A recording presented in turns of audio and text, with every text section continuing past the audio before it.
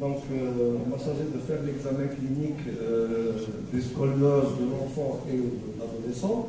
Il faut savoir qu'il faut assurer certaines conditions pour faire cet examen. Donc, il faut déjà voir l'enfant avec ses parents et ne pas le voir seul dans une salle préparée.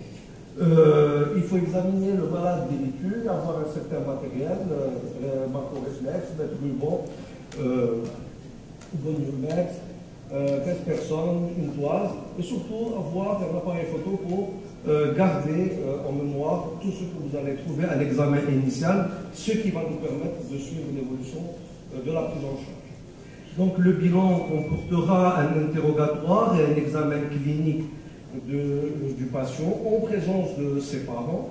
Et cet interrogatoire va s'attarder à chercher les motifs de consultation. Le plus souvent, c'est une asymétrie de la cage thoracique, du tronc, des épaules, du bassin. Parfois, on signale des douleurs au niveau, des douleurs le plus souvent bénignes. Il faut préciser l'âge civil et la scolarité, ainsi que la pratique de l'activité sportive. Chercher le début de cette symptomatologie et son évolution dans le temps. Chercher les antécédents pathologiques chez l'enfant et les cas similaires dans la fratrie ou la famille. Chez le grand enfant, il faut chercher la date de la survenue des premières règles chez la fille, le mieux de la voir chez le garçon. Donc, il faut faire un examen anthropométrique, à savoir peser l'enfant, toisé, debout, assis, l'envergure et le diamètre thoracique. Ces mesures aident à surveiller la croissance, à déterminer la période pubertaire et à apprécier les résultats de la correction. L'examen du tronc se fait debout, de face, debout et de profil. L'examen du tronc de dos, chercher l'équilibre du bassin, l'équilibre de la ceinture scapulaire, la symétrie des plis de la taille, l'équilibre global du tronc au fil à tronc, c'est chercher la translation du tronc et bien sûr calculer la flèche scoliotique qui est la déviation par rapport à l'axe du tronc. L'examen du tronc de profil permet d'apprécier le déséquilibre sagittal. L'appréciation de l'aspect du dos est subjective. Le dos peut être plat, creux, cyclotique. L'examen du tronc dos fléchi en avant peut se faire en position assise, nous ce qu'on fait le plus souvent, ce qui élimine toute ambiguïté avec une attitude scoliotique. Cet examen peut se faire debout, membre inférieur en extension, le tronc est fléchi en avant. Cet examen va objectiver le signe pathognomonique de la scoliose, qui est la gibbosité, et elle est secondaire à l'applicature costale provoquée par la rotation vertébrale. Bien sûr, cette gibbosité va être mesurée, plusieurs méthodes, donc on peut utiliser le Rumpmeter, le fil à plomb, ainsi que ou le scoliomètre. Le test de réductibilité doit être fait. On a deux méthodes, soit en position couchée, en bout de table, ce qui va permettre de voir la souplesse de cette déformation, ou en suspension axiale du tronc, qui va nous permettre de voir la réduction de cette scoliose quand c'est possible. Donc d'autres examens qu'on ne fait pas chez nous, mais il faut les citer, topographie des surfaces du dos, donc c'est la projection de flux luminaire, et les ombres de ce flux vont montrer des déformations qui sont prises sur des micro-ordinateurs et analysées. Donc le bilan dynamique du rachis est obligatoire qu'il faut faire. Donc il faut chercher le bilan de la mobilité de ce rachis. Dans le plan sagittal, flexion, extension et distance dos-sol. Dans le plan frontal, c'est la flexion latérale droite et gauche. Dans le plan horizontal, la rotation de la ceinture scapulaire par rapport à la ceinture pelvienne. L'intérêt de faire cet examen, c'est d'apprécier la souplesse du rachis et chercher des amplitudes anormales, surtout dans les hyperlaxités. L'examen neurologique est impératif, il faut impérativement le faire chez tous les enfants, chercher la sensibilité thermalgésique, temporospatiale, les réflexes oscillotendineux, le réflexe cutaneo-abdominal plantaire et bien sûr terminer par une cotation musculaire. Ce qu'il ne faut jamais omettre de faire, c'est de faire un examen général. L'examen général est comme tous les examens, inspection, palpation, auscultation. Il faut bien voir les téguments, apprécier l'hyperlaxité, vont nous permettre d'orienter l'étiologie de cette scoliose. Donc, on termine par évaluer la croissance chez ces enfants. Deux méthodes, l'examen clinique, l'évaluation clinique, l'âge civil, le développement des caractères sexuels sur la classification internationale de Thaler, la date d'apparition des règles chez la petite fille, l'âge de mue de la voix chez les enfants. Ces différents âges vont nous permettre la surveillance et voir l'évolution et prévoir des gestes thérapeutiques ultérieurs. Bien sûr, l'évaluation doit être complétée par un bilan radiologique. Ce bilan radiologique va être exposé par notre ami Kader. Nous allons essayer de vous présenter l'intérêt de l'examen radiologique dans la prise en charge des scolioses. Donc il faut savoir que l'imagerie par radiographie standard occupe une place importante dans la prise en charge de cette pathologie. Elle permet d'une part de confirmer le diagnostic, rechercher une éventuelle étiologie, décider d'une stratégie thérapeutique et suivre l'évolution et l'efficacité du traitement. 3 types d'examens radiologiques doivent être distingués.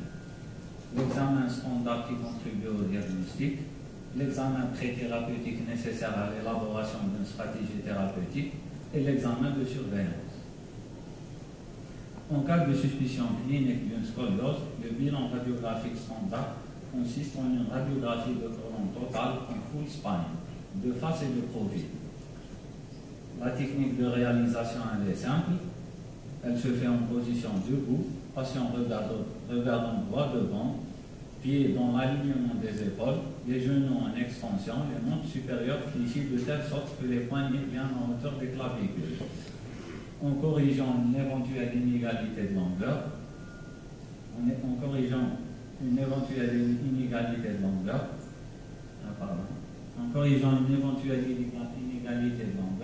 donc en proximal, on va voir la totalité de la colonne cervicale, en distal, la totalité du bassin.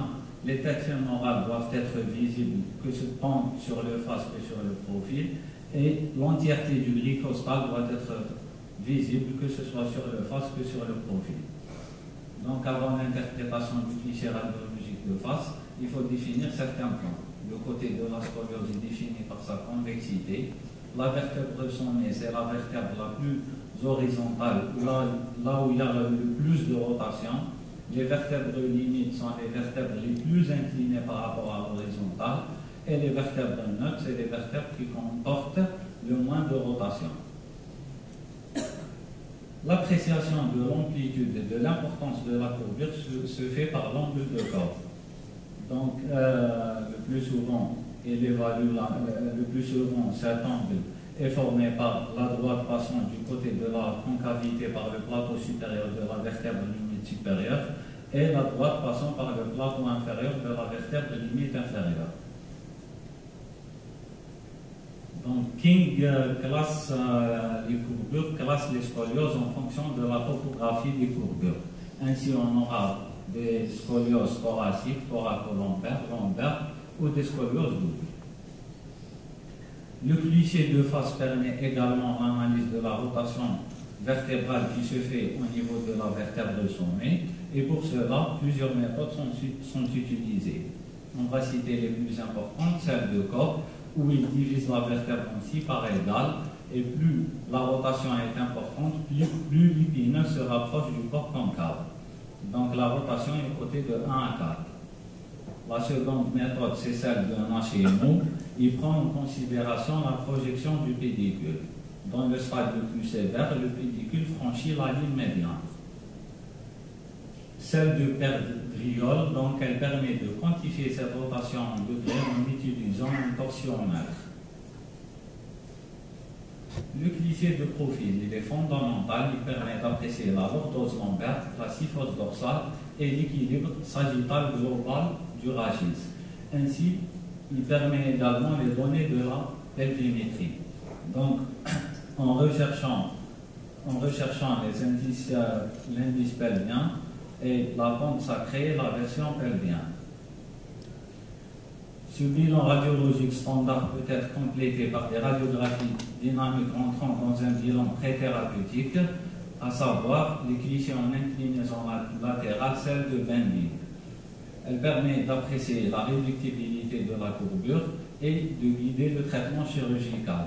Donc, il faut savoir qu'elle peut guider le traitement chirurgical en déterminant le siège où on pose le matériel, c'est-à-dire le segment arthrodésé. Donc, la réductibilité d'une courbure droite s'évalue en inclinaison droite, celle d'une courbure gauche en inclinaison gauche.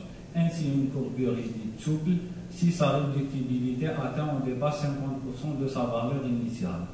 une fourrure est dite raide si sa réductibilité ne dépasse pas les 30%. L'examen de surveillance permet de suivre l'évolution de la scoliose et d'évaluer l'efficacité de son traitement. Donc l'imagerie par radiographie standard permet également d'apprécier le niveau de maturation qui est un élément essentiel du pronostic évolutif de cette pathologie. Donc on va citer les plus importantes, celles de Grealish, qui prend en considération la maturité des points épiphysaires, des phalanges, des métacarpiens et des os du cap. La cotation de Sauvegrain, c'est la méthode, et cette méthode est basée sur un score de 27 en utilisant les moyens d'ossification au niveau du coude. La plus utilisée en pathologie de la scoliose, c'est le test de Risser. Il est basé sur la progression de l'ossification de la crête iliaque. La crête iliaque est schématiquement divisée en 3 parts, en 3 tiers, pour définir 5 stades. L'ossification complète de ce cartilage de croissance signe la fin de la croissance du rachis. Donc il correspond à un Risser 4 ou 5. En conclusion, ce qu'il faut retenir que l'imagerie occupe une place très importante dans la prise en charge de la scoliose. Il faut interpréter des radiographies de bonne qualité prenant la totalité du rachis afin de permettre de poser le diagnostic positif de cette pathologie, établir une éventuelle étiologie et guider une stratégie thérapeutique et permettre l'évolution et d'apprécier l'efficacité de ce traitement.